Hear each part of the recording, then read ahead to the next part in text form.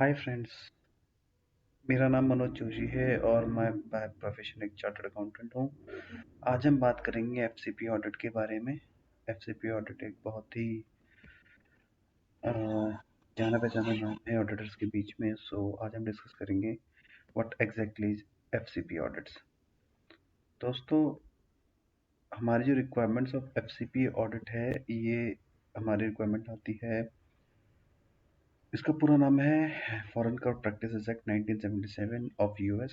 इसमें हमारी जो मेजरली कंपनीज कवर्ड हैं वो कंपनीज हैं जो लिस्टेड हैं यूएस में, यानी पब्लिकली ओन्ड यूएस कंपनीज। इसी के साथ साथ वो foreign subsidiaries of US parent companies जो हमारी लिस्टेड कंपनीज की फॉरेन सब्सिडरीज हैं, चाहे वो इंडिया में हो, चाइना में हो या किसी भी पार्ट ऑफ द वर्ल्ड हो, वो कवर्ड होती हैं। और इसी के साथ साथ एम्प्लॉयज ऑफ दीज कंपनीज वो भी कवर्ड होते हैं आपके एफसीपी ऑडिट। उदाहरण के तौर पर एपीसी आईएनसी अगर एक पब्लिकली ट्रेडेड कंपनी है जो न्यूयॉर्क स्टॉक एक्सचेंज में लिस्टेड है, तो ये कंपनी तो वो आपकी एफसीपी ऑडिट में कवर होगी। इसी के साथ साथ इस कंपनी की जो भी फॉरेन सब्सिडरीज हैं, वो भी चाहे वो इंडिया में हो, चाइना में हो, यूएस के अलावा किसी भी पार्ट ऑफ द वर्ल्ड हो, वो भी इसमें कवर्ड होंगी। तो इस केस में आपका जो एफसीपी ऑडिट है उसमें एक्सपेक्ट किया जाता है कि एक स्ट्रॉन्ग कंप्लायंस और एथिक्स प्रोग्राम इन कंपनी से एक्सपेक्ट किया जाता है और इनके सब्सिडरीज से एक्सपेक्ट किया जाता है। तो हमारा जो ये strong compliance and ethics program है, ये department of justice as well as securities and exchange commission के द्वारा एक्सपेक्ट किया जाता है, उनके द्वारा ये एम्प्लॉयड है। Overview of FCP audit. जो हमारा एफसीपी ऑडिट है वो प्रोहिबिट करता है किसी भी तरह की ब्राइबरी पेमेंट किसी भी फॉरेन गवर्नमेंट ऑफिशियल को, या फिर और साथ ही साथ कहता है कि आपकी कोई भी पब्लिक कंपनीज हो उनको डिटेल अकाउंटिंग रिकॉर्ड्स और एडिक्वेट इंटरनल कंट्रोल्स बनाने के लिए कहता है।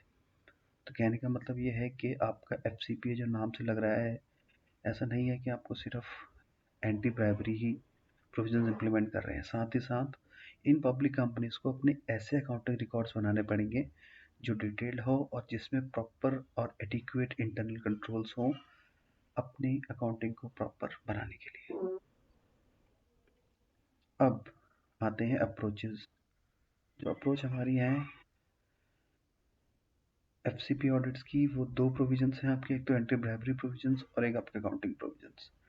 जैसा कि हमने लास्ट स्लाइड पे डिस्कस किया था कि ये जो strong compliance and ethics program है वो डिपार्टमेंट ऑफ जस्टिस और सिक्योरिटीज एंड एक्सचेंज कमीशन इन दोनों के द्वारा एक्सपेक्ट किए जाते हैं। तो आपका जो डिपार्टमेंट ऑफ जस्टिस है उसके प्रोविजंस लगते हैं आपके एंटी ब्राइबरी प्रोविजंस, यानी कि भ्रष्टाचार के अगेंस्ट जो प्रोविजंस हैं वो डिपार्टमेंट ऑफ जस्टिस द्वारा इम्प्लीमेंट किए जाएंगे। और आपका जो अकाउंटिंग प्रोविजंस हैं और अकाउंट एडिक्वेट इंटरनल कंट्रोल है वो आपको इम्प्लीमेंट किए जाएंगे सिक्योरिटीज एक्सचेंज एंड कमीशन के द्वारा। और इसी के साथ में ये बताना चाहूँगा कि आपका डिपार्टमेंट ऑफ जस्टिस है, एसईसी है और एफबीआई है, ये आपके इनके पास एक वेल स्टाफ्ड यूनिट्स हैं जो स्पेशली एफसीपी इन्वेस्टिगेशंस और प्रोसिक्यूशंस को करती हैं। ये आपके जो डिपार्टमेंट ऑफ जस्टिस है ये सेम एज सीबीआई जैसे इंडिया में होता है उसी तरीके से काम करती है। अब आते हैं हमारा एफसीपी पे रिस्क क्या है। जैसे कि आप सामने की पिक्चर्स में देख पा रहे हैं कि रिस्क इसमें ये है कि इससे आपको उसके प्रोविजंस में अगर आपने काम नहीं किया तो आपको जेल तक हो सकती है। तो एफसीपी वायलेशंस जो है वो रिजल्ट कर सकती हैं आपको सब्सटेंशियल क्रिमिनल फाइन्स और पेनल्टीज में। और इसी के साथ साथ ऐसा नहीं कि आपको फाइन्स और पेनल्टीज देके छोड़ दिया जाएगा, आपको साथ ही साथ जेल भी हो सकती है। दैट मीन्स कि अगर कोई कंपनी है और उसने एफसीपीए प्रोविजंस को वायलेट किया है तो उसकी जो भी हेड होंगे लाइक एमडी, सीईओ, उनको इम्प्रिजनमेंट भी हो सकती है। इसी के साथ साथ उनको इन्वेस्टिगेशन कॉस्ट जो एक्चुअल पेनल्टी से भी ज़्यादा है वो देनी पड़ सकती है। लीगल, अकाउंटिंग और अदर प्रोफेशनल फीस भी उनको देनी पड़ सकती है। और साथ ही साथ में उनकी जो भी फॉरेन जुरिडिक्शंस हैं उसमें उनकी पैरेलल इन्वेस्टिगेशन हो सकती है। और loss of business opportunities and personal resources and post enforcement monitoring and fees भी उनको देनी पड़ सकती है। जैसे कि आप देख पा रहे हैं, जो मेजर पेनाल्टीज जो टॉप 10 सेटलमेंट है ऑल टाइम के एफसीपी में, वो ये हैं। सीमेंस को 800 मिलियंस आपका 2008 में देने पड़े थे। तो इस तरह से आप देख सकते हैं कितनी ह्यूज पेनल्टीज है एफसीपी प्रोविजंस में। अब आते हैं एफसीपी में एंटी ब्राइबरी एलिमेंट्स क्या हैं। तो एफसीपी में किस चीज को मना किया गया एंटी ब्राइबरी फॉर्म में?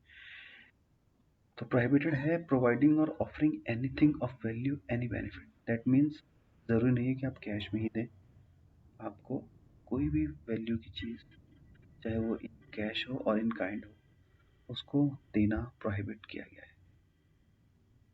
साथ ही साथ डायरेक्टली और किसी थर्ड पार्टी के थ्रू अगर आप देते हैं कोई भी ब्राइब, तो वो भी आपकी कवर्ड होती है।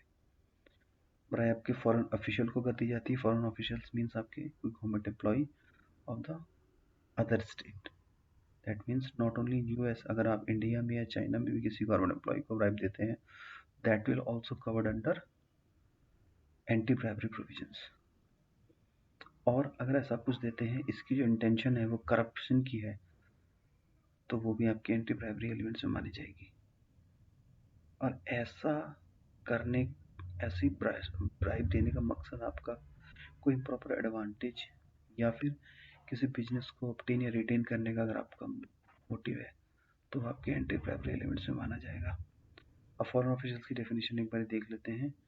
फॉरेन ऑफिशियल्स की डेफिनेशन में है foreign government officials, officials and employees of government agencies, ministries and department, employees of state owned enterprises, foreign political parties and candidates for foreign political office, officials of public internal organizations, या फिर any third party knowing that some of all of the payment will be paid to foreign official।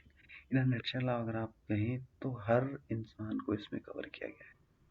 आप ये मत सोचिए इसमें सिर्फ government employ ही cover है।